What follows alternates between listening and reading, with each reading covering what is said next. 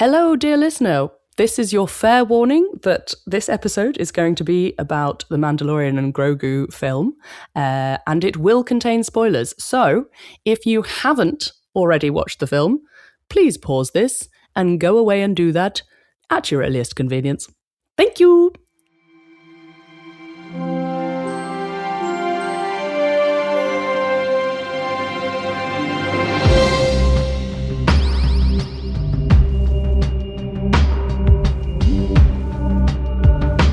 Hey, Branwen. Hi, Seah. How are you feeling around about 18 hours after our group cinema trip? I'm still buzzing.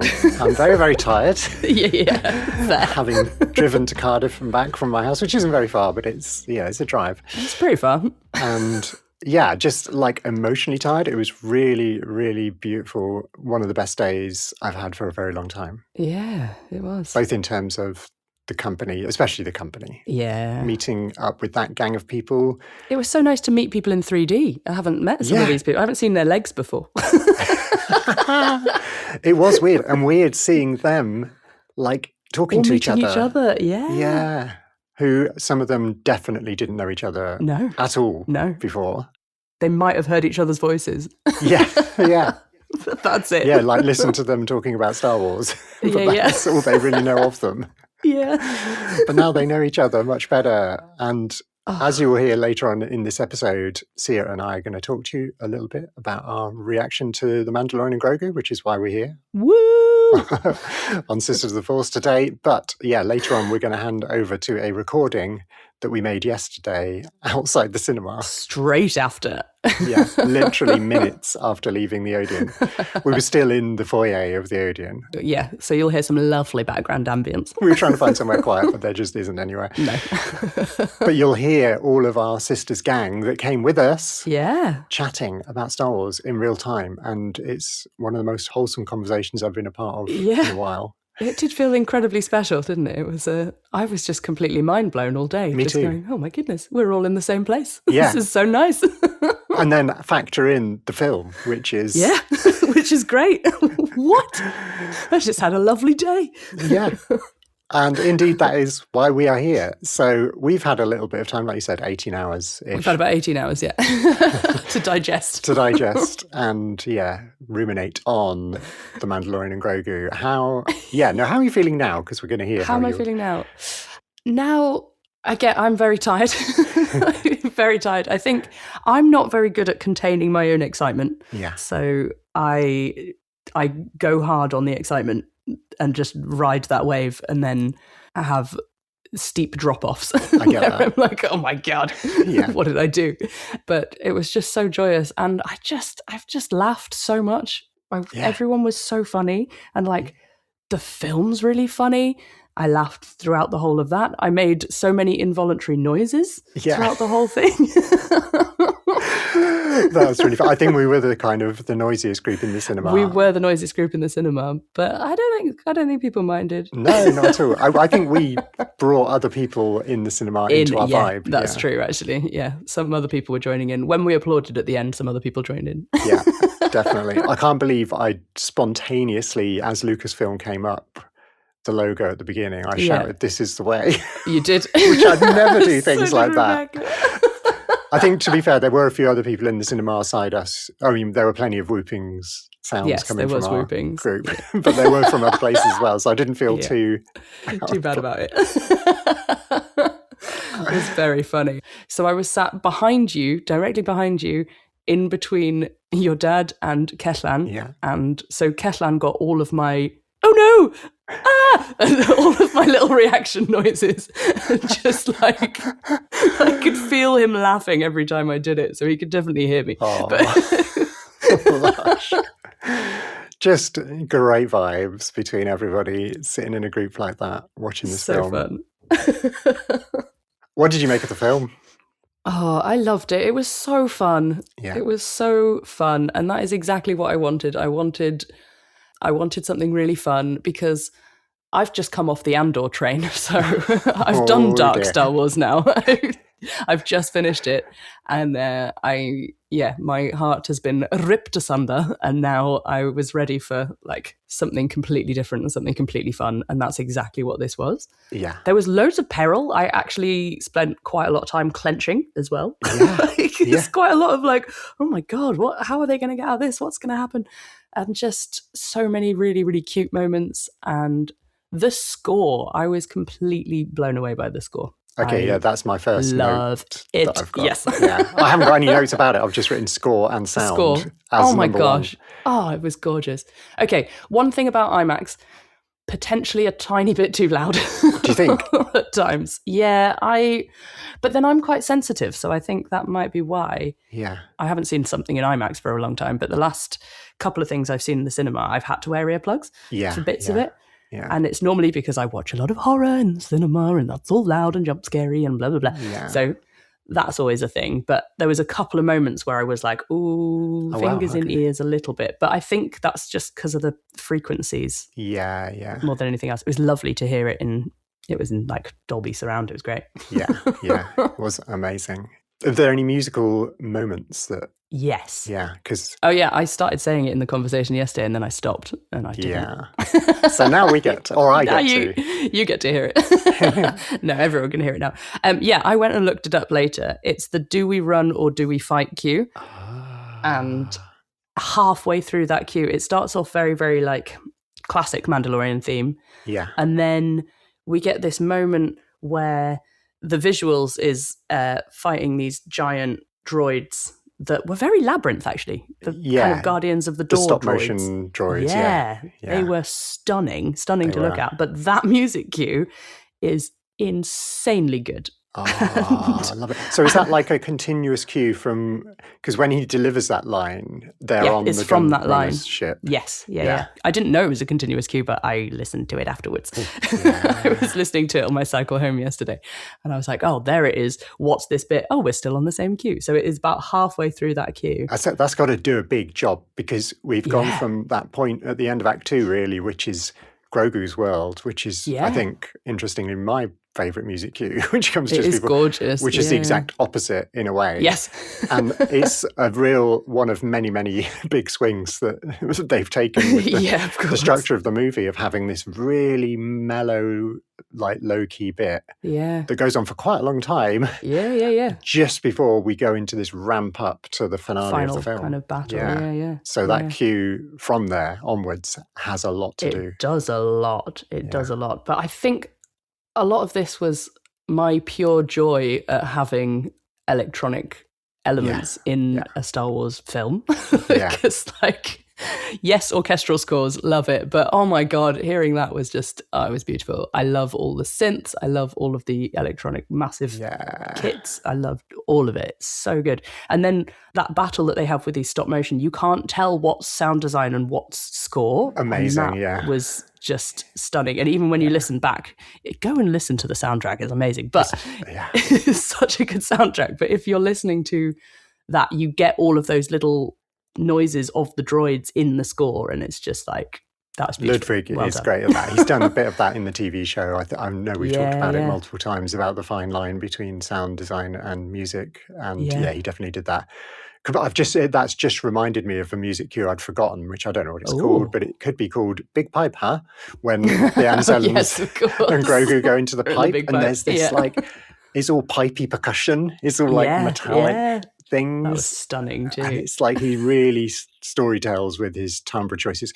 I mean, I know with an orchestra you can do a bit of that, because we associate different families of the orchestra with different emotions and different things. But with electronic music, you've got way more ways of doing that, using sampling, and that's incredible. I think I found the Big Pipe cue. I think it's called We Got to Find Him. Yeah, that sounds about right. Yeah. Just judging by the order of where it is in the soundtrack. Definitely. I need to go and listen to all of it. I noticed a lot more than I expected to, considering how much there is going on in the film. It's a non-stop all the time, ride. It's just constant, isn't it? And there's music through a good percentage of it. I'd be interested to see what the time span of the music is. Yeah. But I love the synth side of things. Oh, it's so good. I think at the beginning, that opening scene on the snow planet, which we still don't know what that is, is quite traditional orchestral in some ways, I think, at first. Yeah. But then I think it's just as he's about to go off the edge on the walker, the little mini walker, and some synths kick in this sort of like polyrhythm thing, and I'm like, oh, here we go. Oh, yeah. I was literally starting to dance at that point. We've got synths.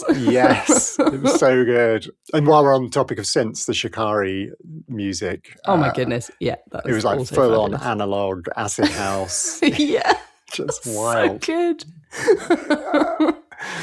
I loved all of it. What about sounds? Were there any like sound design things that you liked? The creatures were all fab. I really enjoyed like listening to all the different creature sounds, but quite often it's the creatures that have a frequency in that doesn't agree with me. A lot of it is like there's a very specific frequency that seems to not gel well with my ears, but but it's a kind of quite a screechy one as well. And a lot of these creatures are a bit like, they've got that high screechy thing going on.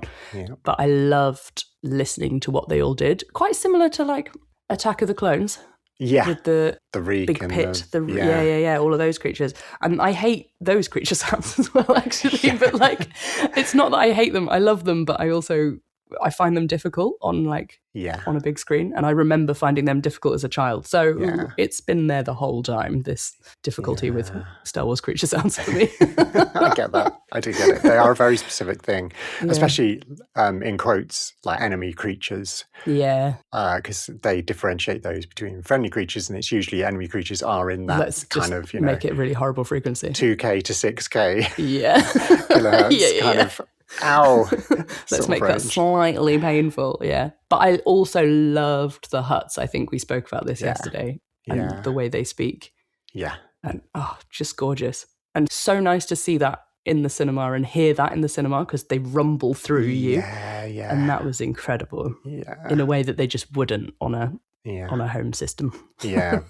Maybe yours, actually. You've got quite an impressive home system. I've got a quite over-the-top system for the size of our living room. Because I want my hut subs. Yeah. I need the subs. While we were talking about voices from huts and other aliens and sounds they make, I want to shout out Shirley Henderson for... Oh my gosh. being the unsung hero of this movie. Oh my gosh, she's incredible. The detail in those four characters, and I know I need to see this multiple times because there are so many little throwaway little lines that are mixed very low in the mix because they're all just chattering whenever they're on screen. They're all talking to each other constantly, aren't they? Yeah. And she has brought so much to those characters, and I'm not taking anything away from the puppeteers because that's incredible as well. Oh yeah, of course. But they're gorgeous.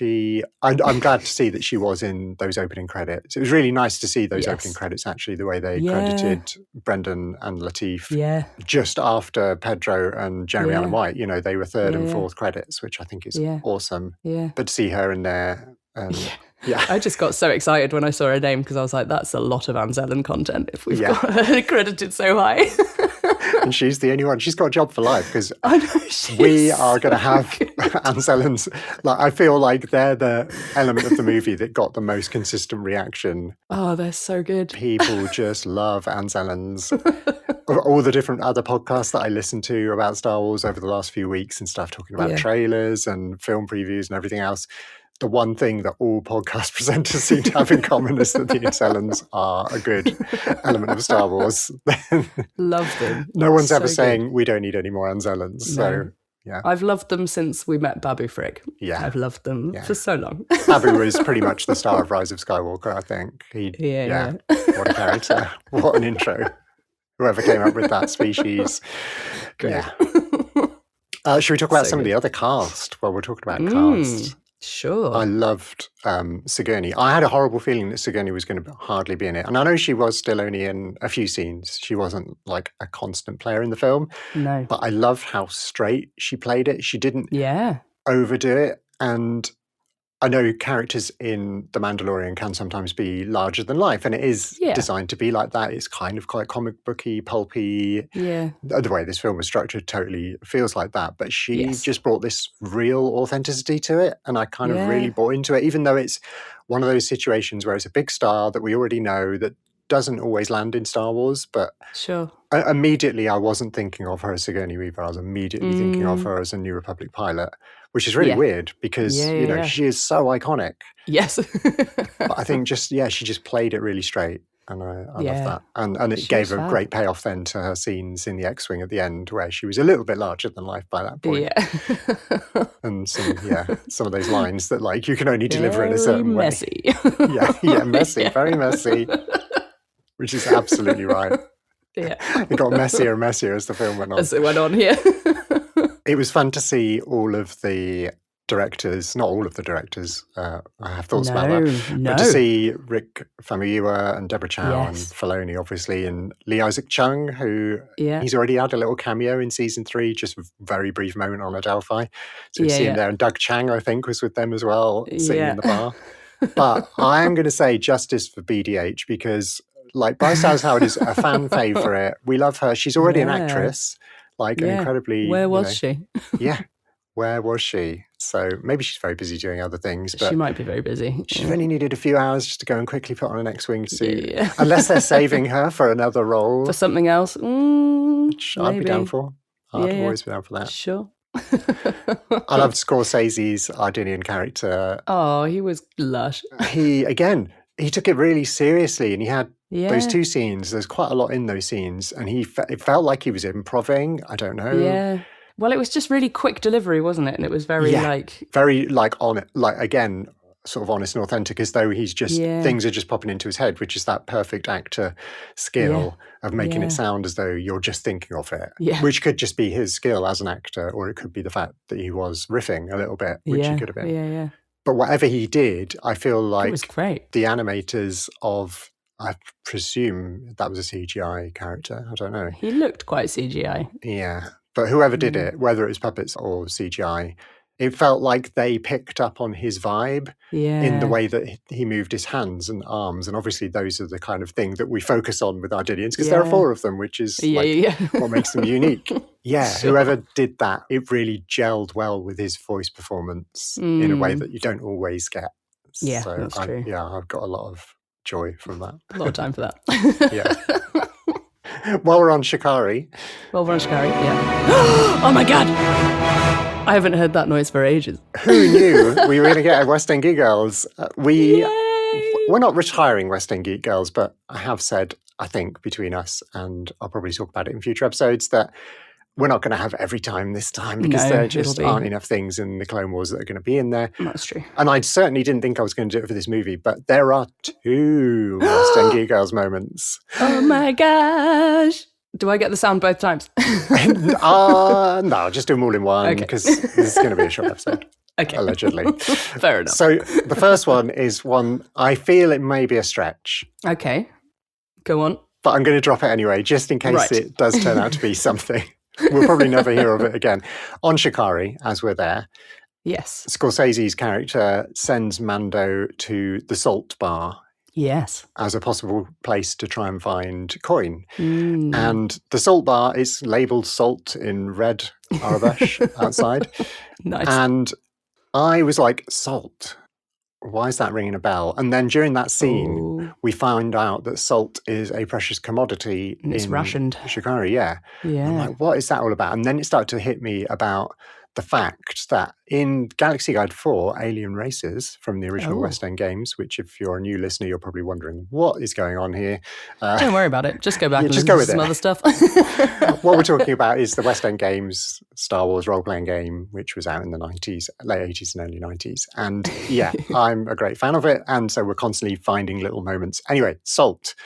In that book, we've got a description of the Arcona species, which we've talked about before on the pod. They're the species that we first see in the cantina with the little kind of weird T-shaped head with eyes on the end of each T-bar thing. Apparently, according to Galaxy Guide 4, they are notoriously capable of becoming dangerously addicted to salt.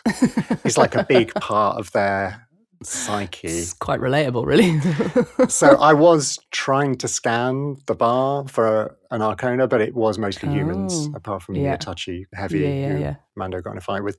Yeah. But I don't know. It made me think, why is salt valuable? Is it because they're sort of implying it's because it's scarce, but maybe it's scarce because the Arcona species keep coming and keep nicking consuming it all. Okay, that was a stretch, that one. That was a stretch, okay. I enjoyed it, though. It was an interesting one. I love that sort of side of the West End Games stuff, is they just go into these really niche specifics niche little things. may or may not have any consequence ever.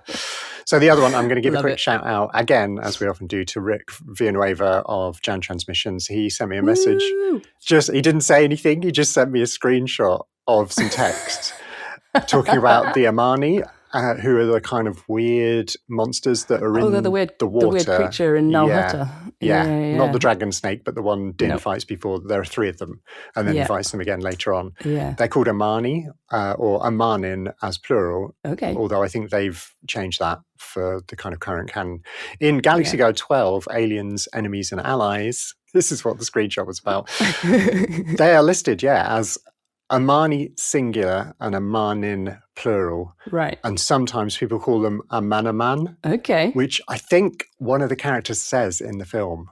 I'm not 100% sure about that. But it's a bit like calling an Ithorian a hammerhead. It's like a sort of slang name for them. Okay, yeah. I wouldn't want to call an Amani anything other than its real name, because I don't want to get those scary teeth. Looking. Pretty scary. But the thing that Rick sent me was about the fact that in the Galaxy Guide, it explains how they can roll up like a... It depends what you call those creatures. In the UK, they have many names. I call them woodlice, but I know people call them chuggy pigs as well. Yeah. You know the little things I'm talking pigs. about? Yeah, I know woodlice. Little insects. I'd call them woodlice, or... Yeah, they're a lot of things, aren't they? Yeah. Pillbugs. They can roll up and roll along, and that's what the Amanis do. Anyway, so thanks, Rick, for that. Reminded me a bit of Droideckers. Yeah. When they did that. Yeah. Absolutely right, yeah. Like, is this where they're getting their designs from? Yeah, they can close their arms and legs, and they just go dick, dick, dick, dick. We only see one roll once, I think, when they attack him on the gun runner's ship at the end. But that's cool. Thank you. What a nice that was a lovely thought. The fact that he now knows that we're obsessed with West End games. Yeah. Just another little, I don't know if it's an Easter egg or what, but was Rata, so many ways of pronouncing his name, was he feeding Grogu spotchka krill? Oh, because he was feeding they were him blue. Little blue, they look like crustacean things. They look like little blue balloons to me, like tiny little water balloons. Yeah, or like those little rubber toys that you throw out your window and they kind of roll down the window. And they stick, yeah. Look like them. Their texture and the way they flew looked like that. Yes. Oh, maybe they were. We did get some reasonable looks at the spotchka krill in Sanctuary episode. I'd have to go back and watch that. I think we need to, And then go back and watch that again. And go watch the film again, and then go watch Sanctuary again, which is, I'm here for that. I mean, that's fine. I feel it would be a thing. Like spotchka, as we know, I did see some spotchka. I think Deborah Chow's character was drinking some. Was drinking a spotchka, yeah. And so it is, it's an outer rim drink. I could imagine it being around Rutta and Shikari. They'll have, They'd have some. So it could be. But, I mean, do you get the spotchka effect from eating the raw krill? Because then that's irresponsible to feed that to a baby. That's pretty bad. I'd assume not, because it's like the same thing as like eating apples and drinking cider, isn't it? It has to be distilled fermented first, and it has to be fermented, and it has to have all of the stuff done to it. That's a good way of looking at it. I like that. And while we're on the topic, I feel like this is one of the things I took away from the movie, and I talk about it a bit in our group conversation, which you're going to hear in a few minutes. But I feel like I took away this thing of wholesomeness and kindness, as well as all the wacky stuff that's going wild on. swings and the incredible fight scenes and the non-stop action and all of that. There was a lot of kindness and heart in that relationship between Grogu and Rota. And that to me feels like a big part of the film, because we're talking about coming of age for Grogu, which he absolutely does in this film in a big way. I mean, I know he's got plenty more growing to do, but he has... Because he's still only small. Yeah. And the same thing is true of Rotter. We hear about the way he has done that in his life and separated himself from his family trauma and everything else and found himself. And he's still young in Hutt terms. I guess he's like a teenager kind of thing. Yeah. Well, he is quite little, isn't he? Well, he's huge, but he's huge, but he's still a kid. Yeah. I mean, they repeatedly call him kid. And the fact that we got Zeb saying, I like this kid, and realizing, oh, he's talking about Rotter. We all thought he was talking about Grogu. Anyway, but like that just emphasizes the parallel between them as characters, and that is kind of the heart of the film, is like this kind of growing beyond your child, you know, your parents and all of those things, which is really interesting. Very sweet. I liked Rotter a lot. I love Rotter. And I know, again, I just thought he was going to be a little cameo. Yeah. Didn't know he was going to be this much part of it. He's a real core part of the film. Yeah. Which I guess, leads me on to my kind of last point. bullet point thing that I wrote down, which is the fact that although a lot of people are saying this is kind of a standalone, and in many ways it is, it's like designed to be seen by anyone, even if they've not watched the show. And there are a few things in it that I think Star Wars fans are like, why are we seeing this now? And why is Din not wearing a helmet now? And not why is he not wearing a helmet? Why is he still wearing a helmet? Like there's so many. Yeah. If you've watched all 3 seasons multiple times, there are some questions. There's no doubt about it. But obviously they've designed this film to bring in new fans, which is perfect. And in that sense, it's kind of a one-off story. But I feel like there are tracks being laid still for the future. Things that could recur. Like we've still got lots of cards left in the Sabak deck. Yeah, and that's true. What's going to happen with Rotter? Are we ever going to see him again? Yeah, where's he going? He's joined the Republic. Yeah, he has, He's kind of befriended Zeb now. And he's certainly friends with Grogu, and they're not going to not see each other again, I'm sure. Yeah. There's also a void in the Hutt cartel. Yes. You know, the twins, I'm guessing, were pretty high level Hutt cartel. I'm guessing they were the head, weren't they? Because they were... It feels like it, yeah. They were trying to keep power. But then my other question would be, what happened to all of the rest of the Hutts? Because we saw more of them than just the twins and Rotter. Yeah. Well, I'm guessing all the ones in the palace probably didn't make it. I mean, they could have done, because like the palace kind of collapsed in on itself, and maybe they just got buried, and I'm pretty sure Hutts can tunnel their way out of things. Tunnel their way around things, yeah. But there would have been other Hutts elsewhere on Nal Hutta, lots of them. I think the fact that we saw more Hutts in the background just in that palace makes me feel like there must be lots elsewhere. Loads of them. Yeah. And I think it's fair to say, from a canon point of view, that Jabba was the head of the Hutt cartel overall. Yes. I think that's mentioned in Clone Wars, possibly. We'll find out. Yeah. We'll find out when we get back. But they were trying to, as you say, steal his inheritance away from Rotter, who had gone off to try and do his own thing. But there are other Hutt families within it. Like, it's not just... There's more. Yeah. There's more of them. There must be more of them. But like this power vacuum might create some interesting dynamics in the underworld generally, not just in the Hutt side of the underworld, but in all the crime syndicates. Because I can imagine that other crime syndicates would see this happen to the twins and be like, oh, okay, we can now step up and take over some of the business that the Hutts were... Yeah. Anyway, I'm just like looking forward as to like how important are any of these story points. We don't even know if we're ever going to get any more Mando. I'm pretty sure we will. I can't believe we won't get any more. They're not going to retire the Grogu puppet just yet. Grogu is, there's 800 and 900 years of Grogu, potentially, in real time. Yeah. And I feel like fans unanimously loved the Anzellans, and they loved Rotter. So We've got to get more of those characters. Yeah. We'll see. That'd be lovely. Or we can just watch this one again. Just keep. I will. Later this week. Yeah. Later this week. I'm hopefully going to go again on Tuesday, but we'll figure that out. I hope you get a chance to. We'll figure that out later. Yeah, I just had so much fun. It was so much fun. Just what we need in these times. Sometimes we do need that reflective mirror show that, makes us feel like Andor, where we're like, oh, we feel seen, we can see what's going on in the world. And but also we do sometimes need to escape. Yes. And it was a beautiful bit of escapism. Perfectly crafted bit of escapism. I loved it. Yeah, so fun. I think it's time for us to hand over to the whole siblings of the Force. The whole crew. Oh and my gosh. find out what they all thought. Yeah. We will see you here, just us two again, in a week's time. Yay! Enjoy. Welcome to a very special episode of Sisters of the Force with me, Branwen. And me, Seah. Hello! And our excellent siblings of the Force. Hi!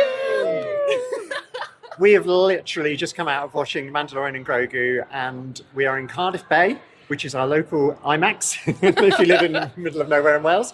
And yeah, we are just here to gather some immediate thoughts, immediate responses, reactions. This is going to be a spoiler-filled interview, so if you haven't seen it, stop listening now. Exactly. That's your fair warning. Yeah. We're just going to answer the questions as well. It's just a free-form interview. We've got 2 mics, so this could get wild. We'll see what happens. From our siblings of the Force, we have Suzanne. Hello. We have Mary. Hi. Rebecca. Hello. Jessika. Hiya. And Keshan. Hello. The dream team is in the bay. What was your favourite line from The Mandalorian and Grogu? I'm going to say, the first round's on me. Which was what the Anzellans said when they went to the bar. Right, the end. 4 Anzellans went to a bar. My favourite was he's had a growth spurt since then. Absolutely brilliant reference to Rotter's image being from his Clone Wars. That whole conversation was Yeah, it was Incredible. beautiful. hilarious. Anybody else got a favourite line? Big pipe. Big pie. That's it. That's as much as it needs to be. Big pipe. The timing, comedy timing. Anybody else? I can't remember any specific lines. Remembering I lines gotta is say, hard. We need to do this more times. The Remember lines, the lines aren't the thing that necessarily stand out about this film, as we will surely get into. Keshan. I'm with Rebecca. Mine was Big Pipe as well. After your first viewing, what are you taking with you out of the cinema? Like, what sticks in your head? Sigourney Weaver in an X-Wing. Yes, please. Also all the Clone Wars characters who we all know and love. Yeah, very, very exciting. Did you spot anything other than Rotter and Embo? Oh, no, I suppose not specifically from Clone Wars. So those two, but then also we got Zeb, so like Zeb, Rebels. yeah, So, yeah. So I'm linking the two, but it just brought me a lot of joy. I'm totally with you on Sigourney. The first shot we see of Sigourney in flight is some kind of magical Yeah, that was awesome. thing. Good one. Anybody else?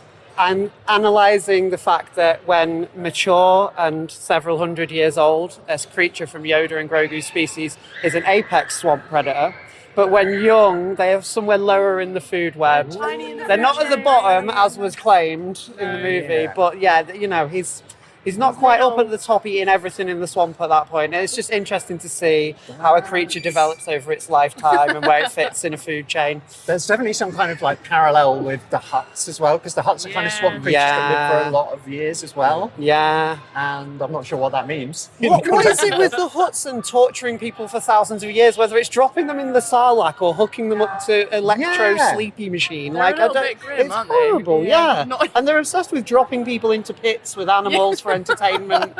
Like, they've got one vibe that's and they need because to they- branch out. Yeah. To be fair, they do. But is that because they're kind of pit-dwelling creatures and they're like, let's just build bigger pits to drop more people in? I mean, I don't know what they dwell in. You reckon their thought it's a home is mushroom. made of I mushroom? think it's a mushroom. It's a giant mushroom. It's I thought definitely- it was made of their secretions because they're like slugs and lots of bug-like There was creatures sinew make and things. stuff. Yeah, Like a cocoon. yeah. But it It's was quite snotty. fungal. It was quite fungal.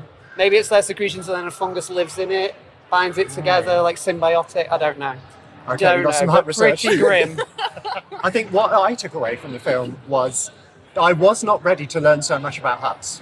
Yeah, it And I was, don't know how I feel interesting. about how excited I am about what I learned, because it's all pretty repellent. The way they roll, there was some stuff yeah, going the on in whole like movement alcoves. was incredible. Yeah, Yeah. Hutt fighting, Hutt sleeping. I noticed they were sleeping in the yin and yang position. Yeah. Anybody else have anything else that they're Yeah. taking with them? Yeah. I would like to just say we've seen many different ways of killing.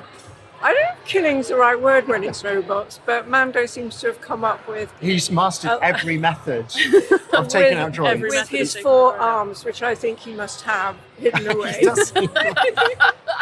Mando's secret other pair of arms. He's terrible at fighting. There's an awful lot of ways of destroying Droids. creatures, monsters, Creatures and droids, androids. yeah. Yeah, That's true. yeah. He was great at killing everyone except for Embo. He was really bad against Embo. Every time he fought Embo, he was just bad at it. Yeah, well, got a special hat. Yeah. It made me think of Kung Lao out of Mortal Kombat. Yes. When they were facing off against each that other. actual shot. It's like, was like Kung Lao wins. Yeah. Oh, Embo, I'm so glad you got away. Okay, anybody else? For me, it's the humour. I think the comedy. Because when it finished, me and Seah literally said, we haven't laughed so much in ages. Yeah, it was so true. Full of humour. Didn't expect it to be so funny. I was sitting in front of you both, and I was really aware of my body shaking the whole way through, and thinking, am I having the right reactions to this film? I don't know. Rebecca? I'm going to go for the growth of Grogu. Not that he actually growed that much, as in height, but actually like independence, maturity. He's just owning it a little bit more confidence, making some more assertive decisions. I was like, yes, Grogu, bring it on. 100%. I've heard people criticising the fact that there wasn't character growth in the movie, and I'm like, did you watch? I was going to which movies do you watch? Because I clearly saw loads in that. More than Din saved Grogu. Yeah, exactly. Yeah. He did so much, and I have to confess, this is my second viewing, and having watched it again, you see like the time. I'm hiding because I didn't tell anybody that I'd sneakily seen it. I knew. Yeah, but watching the timeline of Grogu through the movie, he just keeps doing new thing after new thing after new thing, and I love that for him. Yeah. And he's kind of owning it, and like his salute at the end, I think is almost like, I am now a warrior of the New Republic. Absolutely, that's brilliant. Music. That's music great. or sound. Any moments of music or sound? Music from start to finish was Just just generally. brilliant. It was just changed I'm on board with that, for each definitely. scene. The music it might be the same notes, but the actual sound of the music is different, and it's fabulous. And I'll have it in my head now for the next 3 Yeah. There were sort of 3 or 4 themes that we know and love. Maybe a couple of new ones as well, but reinvented in so many ways. Lovely, fabulous music. I got really annoyed by the sound right at the start because the first 2 alarms that went off in the Imperial base were not the official Imperial alarm. It wasn't until we heard the alarm inside the AT-ATs that we had the correct Imperial alarm. And I was like, no wonder this guy's base is falling apart and these people aren't backing up. He's not even using got the alarms He's like, wrong. long live the Empire, but I haven't even got the right alarm system. I got He's got an over-enthusiastic tech. Yeah. Who's just been rewiring the oscillators. I really rate his all-terrain mouse droid. Oh yeah. Yeah, absolutely brilliant. Off-road wheels, love that mouse droid. ATMD, I guess. Yeah. Love it. Any other favourite music or sound moments? I like the music when Mando got poisoned and he started to succumb to it. Oh yeah. The music was really nice there. Yeah. And from a sound point of view, I enjoyed the voice quality of the Hutts, Embo.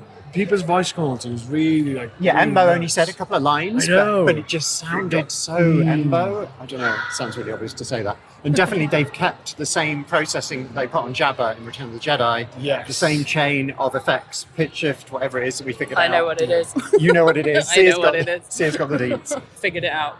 But also it can't be. I know what it is now, but it can't have been the same thing that they did back then. Right. Yeah. Now it's little altar boy sound toys. Does exactly that. Well, back then it would have been Eventide harmonizer. Yeah. Which would be doing the Same similar thing. type of thing. Same thing. But they kept the same sound for Jeremy Allen White, which Yeah. really made it. And the fact that we've got multiple Hutts talking, some in Hutties, some in... And they sounded Basic. different enough from each other while still having a hot sound. Definitely. Yeah. Back to the Hutts.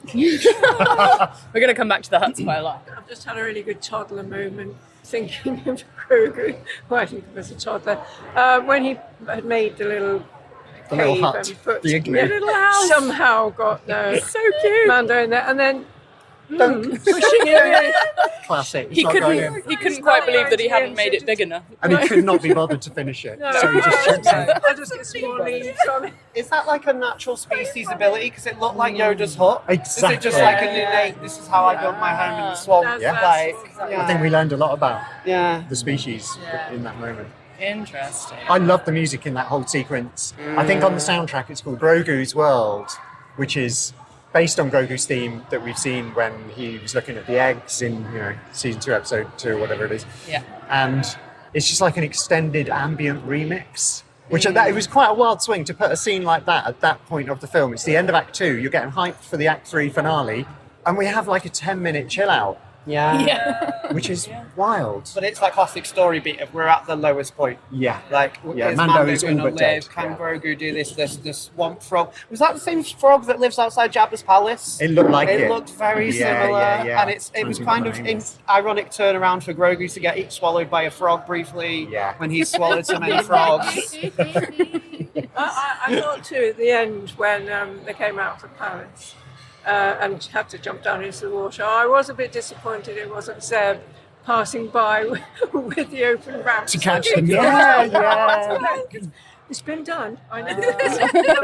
Was it a callback to Andor episode? Yeah, that's what I thought of. I thought of the prison break. Yeah. I was expecting one of them to say, I can't swim. One way out. Yeah. I know. Sorry. Too soon. You've hurt Mary. Still too soon. It's been 3-4 years, but it's still too soon. We did have a small creature in the foreground. Yeah. I know. Yeah. Multiple. Every time I saw it, I was like, I know you like to strike that kind of stuff. If you're a regular Sister of the Force listener, you will have shouted out, no doubt. Yeah. Establishing shots with little creatures. There were some little, like, crickets. Yeah. I think that was on Navarro in the rain, was it? Yeah. Little bugs. Yeah. And then there was various other ones. I only noticed this time that when the Anzellans turned up and they're flying in with the X-Wings, they blasted the little the rat creature thing that rat, attacked It's just creature overload. Any favourite creatures? There were so many I like creatures. the scorpion thing that Grogu ate. I was like, that's a danger bug, and then Grogu ate it. Yeah, I'm a bug expert. I know which bug's a danger. That was a dangerous one. That was a danger bug, Dangerous bug, definitely. Anybody else got a favourite creature or bug? Does it count the lizard monster in the arena? 100%. Yes. Is he's in the... They're all degenerate creatures. Yeah. They're all from the hologram. Board. That's what I was thinking, yeah. I really can't wait to go and watch that scene again.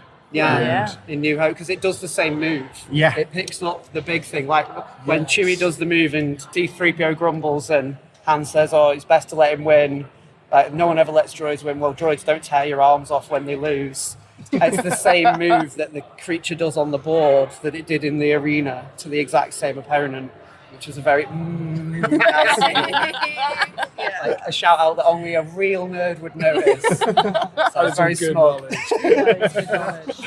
I feel like those creatures were my favourite. I think that's my favourite creature thing. That whole sequence. And when the the centipede red thing lights, there was horrific.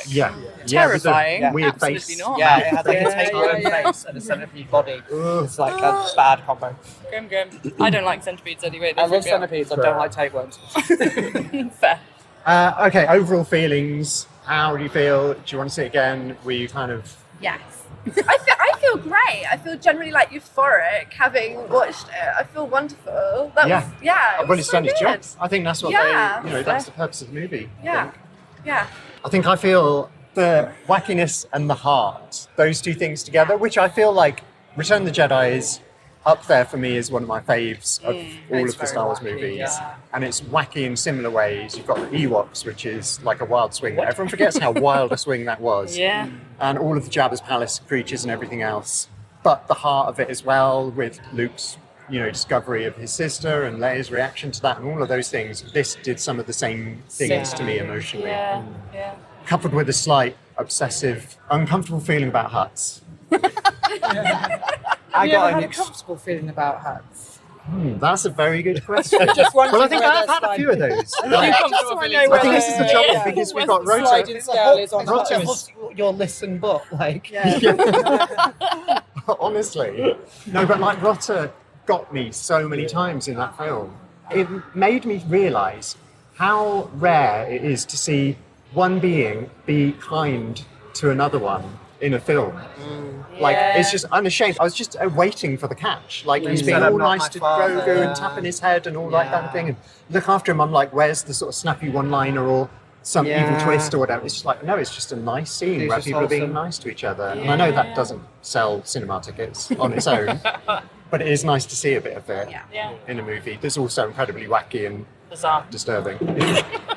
I'm definitely going to go and see it again. Yeah. I want to take my partner. She's a big Grogu fan. I want to take your partner. It'd be great, won't it? For Grogu fans, it's gold. I got an extreme amount of joy from such a little thing, though. Like, obviously, I knew going in that the Anzellans and Grogu were extremely technical animatronic puppets. I had read that the big robots were done stop motion. Yeah. And I was looking forward to seeing them, but then I noticed on several shots of the Anzellan spaceship, that was a miniature. Yeah. Compared to all the other CG spaceships that you could see, the Anzellan one, it was wobbly when it came down because it was obviously on wires. The display. But seeing those robots fight and knowing that that was all done like Aardman and stop motion, that's been such an amazing part of cinema since before Star Wars, going back to Harryhausen, the Clash of the Titans, and they looked so good and they looked so real as a result. They look more real than the little battle droids that were CG, and I loved that. It just gave me so much joy as someone who makes minis. I love it. Just great escapism. It's funny, charming, just gave you everything you need. And I am a huge Grogu fan, so for me, bang on the money with that. Brilliant. I'd absolutely see it again. I think just don't overthink it. So just go and enjoy it, be entertained, and that's perfectly great in the Star Wars universe as well. Yeah, it's great. Same. I think my main thing is the humour in it and the comedy. I didn't expect it to be so funny.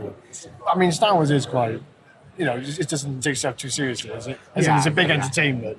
But I don't know, but this one just felt even more so in terms of just go and enjoy it rather than, it didn't feel like it needed to think too much about the lore or anything. 100%. But yeah, that's what I'm taking from. I think it's interesting you saying that because it's showing again the breadth that the Star Wars universe can have. You've got incredibly serious, gritty things like Andor and Rogue One, and then you've got really fun romps that have got a load of heart, like you say, like Jedi and like this. And they both feel Star Wars, and they both feel right, and they both give me a thrill. I teared up in this. It doesn't need to be Andor to make me be like, oh my god. Brilliant, absolutely brilliant. Mary. I'm just grinning. She's doing a wiggly dance. From smiling. Okay, that gives me great joy as well. My belly hurts from laughing. I did a lot of laughing. I also threw Skittles at Branwen, but I missed both times. I witnessed this. Yes. We have to say before we wrap up, we had Sisters of the Force biscuits made by Suzanne. Yeah, that was lovely. Which were incredible. She's run away now. She's run away to drink a cup of tea. She's very on brand. And we have Sisters of the Force stickers, which we are going to be sticking everywhere in a neighbourhood near you. And we are going to be back very soon. We're going to be kicking off Season 3 of Sisters of the Force. I'm not allowed to say that, sorry. Get ready. You can bleep me. Buckle in for a year-long ride through Clone Wars and Wild Space. We'll tell you more about it next week. We are so excited. Until then, from Cardiff Bay, bye! This is the way.